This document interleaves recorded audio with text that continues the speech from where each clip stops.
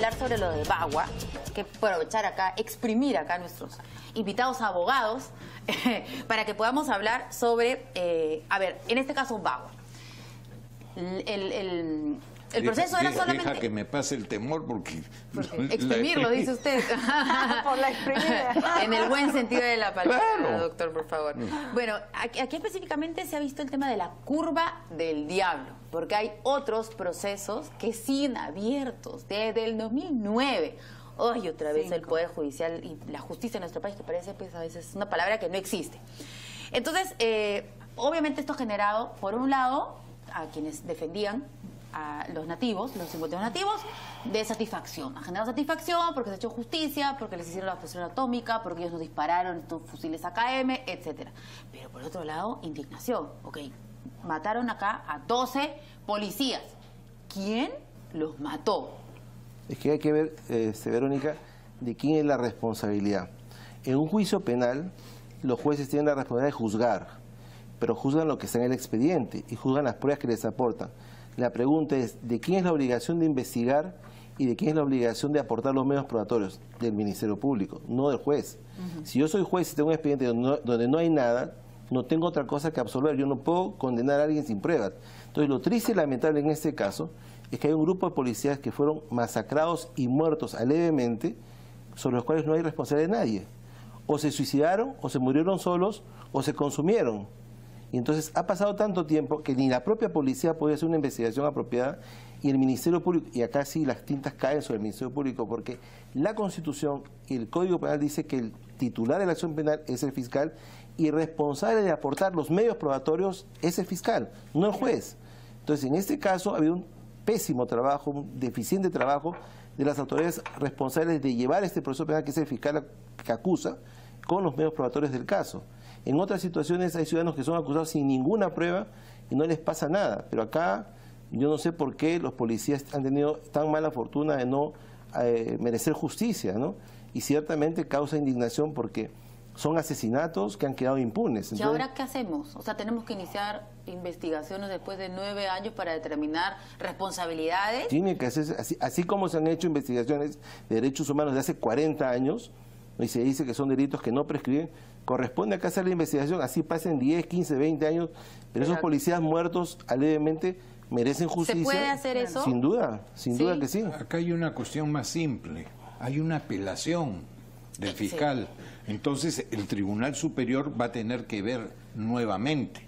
Y va pero acá a tener se tiene que aportar algo. Así es, pero va a tener que abrir bien los ojos, porque hay fotografías, hay filmaciones, sí hay pruebas. Y no me pueden decir que porque son nativos, porque son aborígenes, porque son campesinos, hay pobrecitos y son intocables. Bueno, la ministra de Justicia ha dicho que le parece una sentencia justa.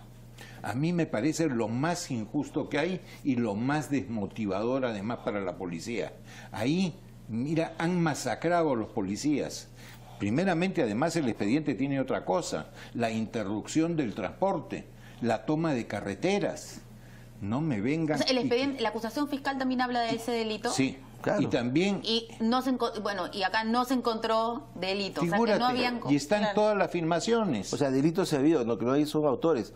No puede ser. Yo no sé si pero ellos hicieron, o sea, ellos bloquearon la carretera. Claro. ¿Quiénes de ellos? Pues ese es el tema. ¿No? Pero ahí están las fotos. Yo no sé si la misa tiene razón o no, yo no conozco el expediente, pero si fuese juez y no hay pruebas tendría que absolver. Y si fuese juez y hay pruebas tengo que condenar. Entonces habría que ver qué cosa dice ese expediente respecto a la responsabilidad que se ha encontrado. Sí. Pero es una barbaridad el Estado moderno de derecho que después de 9 años esos policías no tengan justicia, no se sepa quién lo mató, por qué los mataron, quién es el autor de esto, y que hay inclusive un policía desaparecido del cual nos hemos olvidado y cuya familia ni siquiera sabe dónde está. El proceso sigue abierto, porque este es otro proceso, la desaparición del mayor Bazán. Y seguimos todavía sin saber qué pasó con eso. Yo recuerdo clarísimamente, porque en esas épocas yo era ministro de Defensa, que había filmaciones y había fotos. En consecuencia, sí se puede dar con quiénes fueron los responsables. Y lo que más me indigna cuando escucho, oigan, sí, estaba bien la toma de carreteras porque ellos lo que querían era que se derogara unos decretos legislativos que iban contra el medio ambiente. O sea, Maquiavelo revivido. Si es un buen motivo, bien tomada la carretera. Si es malo, mal tomada la carretera. No, señor. La toma de carreteras y la interrupción del transporte no tiene nada que ver con la motivación. Es delito per se. Sí. Ahora, y los ministros, ya que usted está recordando que era ministro de Defensa, la señora Mercedes Cabanillas justo, ha enviado una documentación sobre la orden policial. La orden policial un día antes de la intervención del operativo. Y ella, a lo largo de todos estos años además, porque cada vez que ella aparecía aquí en el programa, siempre le preguntábamos, porque a través de las redes sociales le recordaban el tema de Bagua. De hecho, eso fue duro para su carrera política, creo yo, ¿no es cierto? Porque ha pasado como un segundo plano, me da la impresión, en el partido aprista luego de esto. Entonces ella me ha hecho llegar esta información y... claro, acá hay una orden policial, pero digo yo, o sea, obviamente el ministro no tiene que dar esa orden policial. El ministro dice, controlen acá la situación, ¿no es cierto? Entonces, los familiares de las personas muertas en Bagua dicen, ¿cuál es la responsabilidad política? Solamente decirle, bueno, que se vaya el ministro y punto, nada más. Esa es la responsabilidad política. Ella no ha sido una directora de operaciones en Baguas. Ella lo que ha dado es la orden, oigan ustedes, liberen la carretera. Apliquen la ley, pongan orden. Además, pero ¿cómo se hace? ¿Con qué compañía? ¿A qué hora llegan? ¿Quiénes van? Eso es el tema del comando policial. Por eso es que este asesinato es mucho más grave, porque esos policías no estaban ahí de juerga. Esos policías no vivían ahí. Esos policías fueron enviados por el Estado para defender a la sociedad respecto de actos que eran ilegales y que eran delitos que se estaban cometiendo. O sea, eran nuestros delegados para nuestra seguridad y fueron muertos en cumplimiento del deber. Entonces tenemos una responsabilidad mucho mayor con ellos para saber qué cosa pasó con... ¿Qué es lo que dice la Corte Interamericana? ¿No? La Corte Interamericana, cuando ha extendido el concepto del debido proceso para los familiares de los terroristas, ha dicho, ellos tienen derecho a saber qué pasó, cómo pasó, cuándo pasó, quién fue y cómo el Estado ha sancionado esto. Se aplica también para los familiares de los policías. Tienen derecho a saber cuándo pasó, cómo pasó, quién fue el autor y cómo el Estado ha sancionado debidamente a esos responsables, cosa que no se ha hecho hasta ahora, ¿no? Ahora, Carlos Rivera... Yo voy un poquito, si me permites, más. Yo siento que todita la caballerada habla de derechos humanos cuando se trata de algunas personas vinculadas al terrorismo. Pero cuando hay Fuerzas Armadas de por medio o cuando hay policías, para ellos no hay derechos humanos. Por favor, los derechos humanos son para todos. Y todos tienen derecho a saber la verdad. Y todos tienen derecho a que se castigue a los conculcadores de las libertades. Ahora, pero, por ejemplo, Carlos Rivera, que es del Instituto de Defensa Legal, señalaba dos cosas en la mañana. Que estos 52 nativos, por motivaciones políticas, habían sido acusados sin prueba alguna. Esa era una primera hipótesis. Y la segunda decía que las autoridades... llámese ministros y todos los que estuvieron investigados en su momento, son sujetos de ser denunciados nuevamente porque no hay cosa juzgada y que si en algún momento estuvieron investigados de manera preliminar como testigos podrían cambiar su situación también a través de una denuncia. ¿Eso es viable? Sí. Pero me parece que... Sí, que no ha prescrito. Pero me parece más bien que es absurdo, ¿no? O sea, si las personas procesadas fueron no eran responsables, bien absueltos, ¿no? Pero el Estado tiene la obligación de saber quiénes fueron y perseguirlos y condenarlos. Pero de ahí a que la responsabilidad sea de la autoridad política, la pregunta es ¿por qué? Porque la autoridad política no manda, no hace un operativo, da una directiva política y dice, ¿sabe qué? Esta carretera hay que recuperarla, aquí hay que aplicar la ley. No dice más que eso. ¿Y por qué? Si ya pagó su responsabilidad política, tiene más responsabilidad penal sobre el tema. Entonces, es el mundo al revés, ¿no? Los asesinos quedan sueltos e impunes. Y las personas que no tienen responsabilidad penal hay que juzgarlas. O sea, ¿y qué pasó con los que dispararon, con los que dieron muerte a estas personas? No fueron las autoridades políticas. Bueno, ¿no? Verónica mencionaba el tema de la orden policial. Igual, hay un proceso contra los policías que no avanza. Está paralizado. De los que sí fueron mandos y que tuvieron que ver directamente con la repartición de Discúlpame, de órdenes. No avanza nada. Y no te digo en temas penales. No. Hoy día pregunté en mi estudio, ya notificaron un tema de un desahucio que es personal, de un inmueble mío. ¿Cuándo se ha presentado la demanda? En junio. Estamos en septiembre, todavía no hay admisión de la demanda ni notificación de ello. Sí. Esta es la desgracia del Poder Judicial. Sí. Un simple tema de inquilinato te puede demorar 5 años. Perdón, es una vergüenza. ¿El proceso de Frontón sigue abierto? Sí.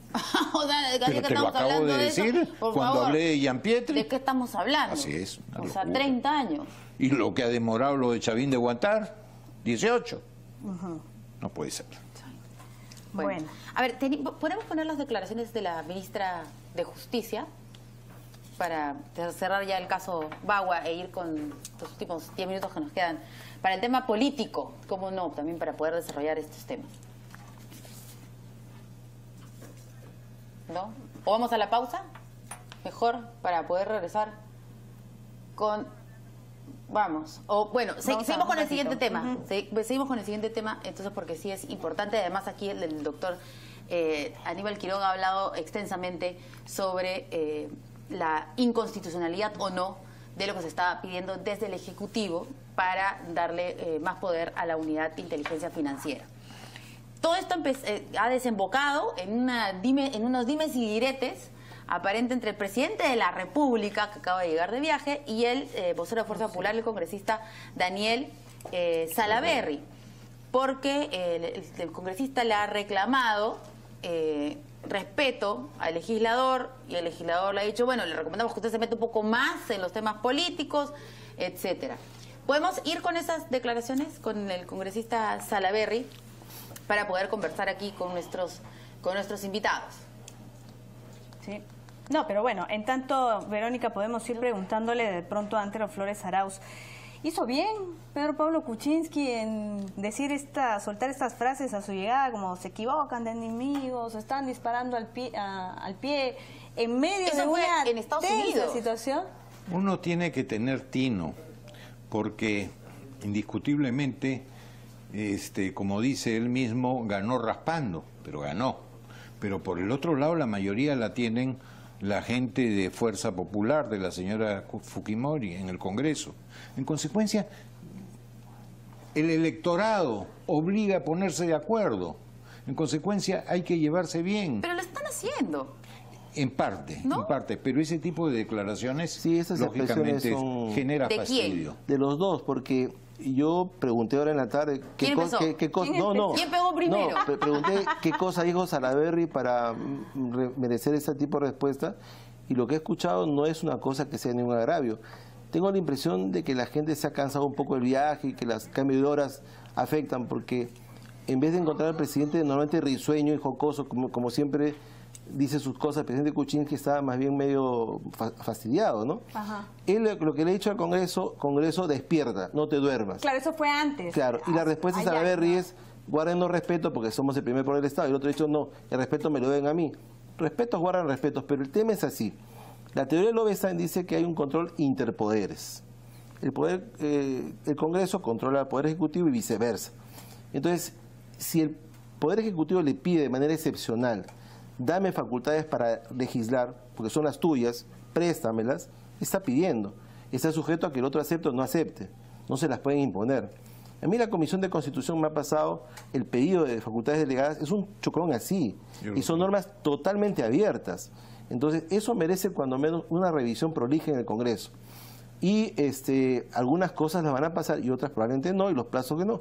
Fíjese que el presidente incurre en un dislate, porque dice, necesitamos 120 días porque queremos dar leyes con sus reglamentos. Sí. Los 120 días son para las leyes, pero el reglamento lo da directamente el Ejecutivo, no requiere de 120 días, lo puede hacer en 24 horas. Y si en el pasado las leyes no se han reglamentado, ha sido por culpa del Ejecutivo y de los ministros, no del Congreso, porque los reglamentos no lo hace el Congreso. Entonces, el presidente parece que no está bien asesorado ahí y ha dicho, claro, queremos 120 días porque además queremos dar su reglamento. Él no tiene por qué atar el reglamento a los 120 días. Ahora, en el tema concreto de la unidad de inteligencia financiera, que es lo que ha generado mayor polémica. O sea, solo para precisar, por ese tema, ¿no es cierto?, que se estuvo debatiendo aquí, es que se le dijo al presidente en Estados Unidos, presidente, el Congreso, ¿no? No le va a dar las facultades, parece, qué sé yo. Y eso generó la respuesta del presidente. No hay que dispararse a los pies. Exacto. Yo no soy el enemigo está en otra parte. Ahí empezó Congreso todo. despierta. Fue por lo que sucedió en la empezó. Comisión de Presupuestos. Ahí Claro, empezó todo. pero, ¿no? digamos, en el tema concreto de la Unidad de Inteligencia Financiera, mi opinión es la siguiente. La Unidad de Inteligencia Financiera es un ente administrativo que está dentro de un órgano constitucional que es la SBS. Muy bien. La regla general en la Constitución es que todos tenemos derecho, como derecho fundamental, al secreto bancario y la reserva tributaria. ¿De acuerdo? La excepción es que eso se puede levantar. Las excepciones, por lo tanto, son acotadas. ¿Quién las puede levantar? El fiscal de la Nación, una comisión investigadora y el juez. Pero se ha presentado el pedido de facultad diciendo, bueno, se lo vamos a pedir al juez. El juez no es una mesa de partes de la UIF. El juez no es que va a recibir un oficio y decir, quiero que levantar el secreto bancario de Verónica Linares. Ah, ya, levántelo. Dice la propia Constitución en una norma que nadie ha reparado, ahí mismo, dentro del marco de una investigación. Entonces la pregunta es, ¿un juez hace una investigación a pedido de quién? ¿De un ente administrativo? No, del fiscal. Y el fiscal puede pedirlo a través de una carpeta. Y la comisión investigadora en su propia investigación. Entonces, se está pretendiendo que la UIF modificar la ley orgánica de Ministerio Público, la ley orgánica del Poder Judicial, para lo cual no se puede dar facultades delegadas. ¿Y cómo hace Indecopi, que solicita directamente a un juez el levantamiento de las comunicaciones, por ejemplo? Porque hay un procedimiento administrativo que Indecopi lleva y si el juez lo juzga bien, la dará y si el juez no la dará. ¿Y no podemos copiar eso para sí, hacerlo también con la UIF? Pero tendría que darse todo un procedimiento para que haya una investigación que haga la UIF superponiéndose sobre el Ministerio Público. Entonces volvemos al mismo punto anterior. ¿Por qué no funciona el Poder Judicial? ¿Por qué no funciona el Ministerio Público? Porque no se le dan las facultades ni la autoridad suficiente. Hoy día se quiere poner a los procuradores por encima de los fiscales. Y ahora la UIF por encima del fiscal de la Nación. Es tan fácil como tocarle la puerta al señor fiscal de la Nación. Oiga, señor fiscal de la Nación, autoríceme. El fiscal dirá, justifíquelo. Bueno, si lo justifica, lo hará. ¿Cuál es la solución? Lo que ha estado sucediendo es básicamente por el retraso, ¿no? Lo que señalan es que lo que se quiere es acortar toda la burocracia. Mi propuesta es la siguiente, que el señor fiscal de la Nación nombre un fiscal supremo y lo delegue en la oficina de la UIF para que coordine los pedidos de levantamiento. O sea, nadie dice que vamos a favorecer la corrupción, que no se quiere tener una lucha efectiva contra el lavado de activos. No, ese no es el punto. El punto es que no se puede hacer esto contra la Constitución. Entonces, si quiere ser eficiente, en vez de hacer del juez una mesa de partes, nombre un fiscal supremo en la UIF que coordine los pedidos y que le lleve al fiscal a hacer las carpetas donde se justifique que esto sea y que sea más expeditivo. Es lento, hagamos normas que hagan esto más rápido, pero no nos saltemos a las autoridades constitucionales por autoridades administrativas, ¿no? O sea, pero esto se puede ver, me imagino que podrá incluso hasta proponerse y debatirse en estos días. Creo que el jueves va a ir al Pleno del Congreso. Me imagino que esto va a formar parte del dictamen que va a presentar la Comisión de Constitución, ¿no? Porque yo no creo que los fujimoristas quieran quedar como los que están negándose a cualquier tipo de investigación. Eso no les conviene de ninguna manera. Así todos hayan dicho, todo está muy bien, menos lo de la UIF, todo el mundo recuerda, además que fue el talón de Aquiles de Keiko Fujimori, al señor Joaquín Ramírez, ¿no? Entonces no le conviene políticamente tampoco. Probablemente sea esa la propuesta que ellos hagan. Bueno, primero la delegación de facultades. La delegación de facultades es un derecho que tiene el Congreso, no el Ejecutivo, el Congreso que puede darlas o no darlas. En consecuencia, si tú estás para merecer, no te pelees, seduce para que te puedan dar lo que es su derecho, te lo trasladen temporalmente y por materias determinadas. Entonces, a veces, salvo Fernando Zavala con muy buenas formas, seduce, no todos lo hacen. 2, unidad de inteligencia financiera. Me parece que quieren echarle la pelota de su ineficiencia a otros poderes del Estado, a otros organismos. Y la verdad que no ha sido muy eficiente desde que pasó a la superintendencia de bancos. Antes tuvo determinada autonomía, era independiente. Pasó a la superintendencia y la cosa cambió, porque tiene un jefe que es el superintendente de bancos. Entonces, lo lógico, si ese ha sido el talón de Aquiles, quítalo de la superintendencia, pero no... ¿A dónde lo manda? ¿A dónde como fue independiente. Y estuvo ahí de jefe Hamann durante un buen tiempo. Y mira, ¿sabes quién fue quien presentó el proyecto sobre la unidad de inteligencia financiera? Fue Susana Iguchi. Y la gente se ha olvidado. Y funcionó bien al principio. Cuando ha sido adscrita a la superintendencia y tiene al superintendente encima, igual a los superintendentes auxiliares, la cosa no ha funcionado bien. Entonces, que recobre independencia, pero no conculques una serie de disposiciones que tienen un rango muy superior de leyes orgánicas en que no puede haber delegación de facultades. Porque, digamos, uno dice, claro, hay que luchar contra el lavado de activos y hay que luchar contra la corrupción, sin duda alguna. Pero el riesgo de mal manejar esto es utilizar esto políticamente. Si esta información sensible se va a compartir con la OMP y con el Jurado Nacional de Elecciones, va a ser usada en la campaña política también. ¿En eso usted está en desacuerdo también? No, yo creo que el tema hay que canalizarlo como dice la Constitución, por el fiscal de la Nación. El fiscal de la Nación es el que tiene que garantizar que esas facultades sean bien utilizadas para los ciudadanos. Muy bien. Muchísimas gracias a ambos por haber estado esta noche con nosotros. Ya el día lunes viene Mario Ghibellini para acompañarnos. No te creo. Gracias por haber estado con nosotros. Ya nos vemos el lunes. Aplauso. Chao.